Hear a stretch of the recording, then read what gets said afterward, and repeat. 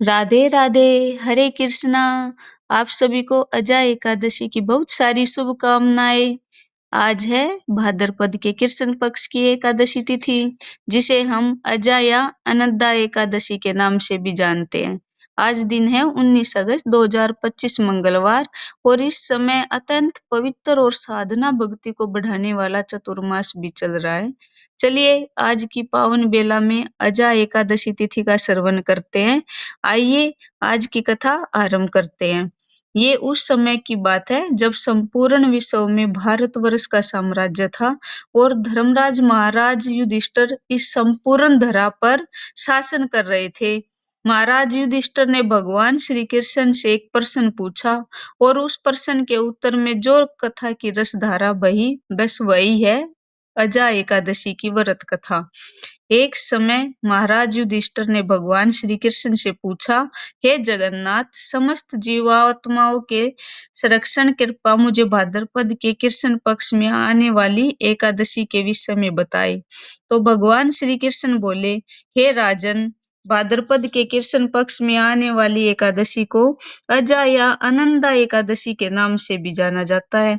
ये एकादशी इतनी कल्याणकारी है, जो व्यक्ति इस एकादशी को पूरे संपरण के साथ उपवास करता है, वह समस्त पापों से मुक्त हो जाता है।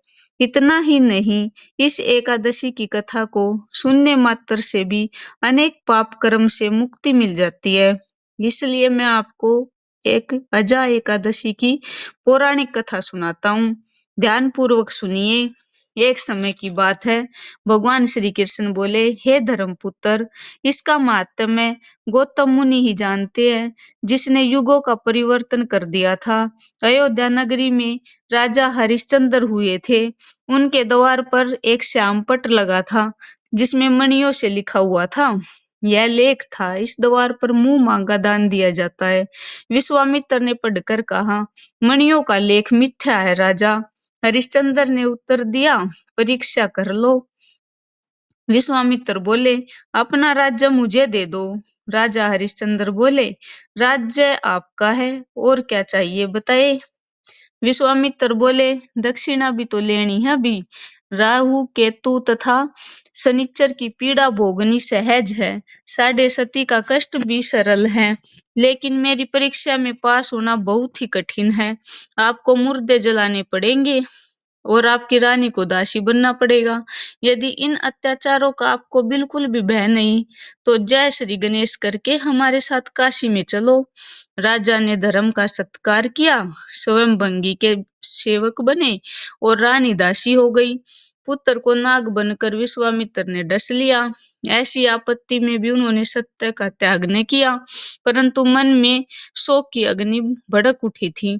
उस समय गौतम मुनि के दिल में दया आ गई। राजा हरिश्चंद्र के पास आकर कहा, तुम अजा एकादशी का विधि पूर्वक एक व्रत करो, समस्त कष्ट दूर हो जाएंगे। ऐसा कहकर गौतम मुनि अंतर्ध्यान हो गए।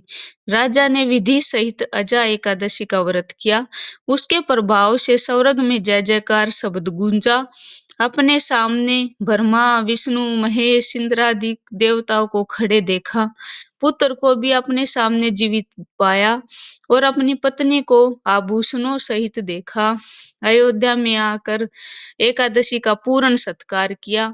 उनके राज्य में बालक, वृद्ध, सब नर नारी एकादशी का व्रत करते थे। एकादशी के व्रत के प्रभाव से प्रजा सहित अंत में स्वर्ग को प्राप्त हुए।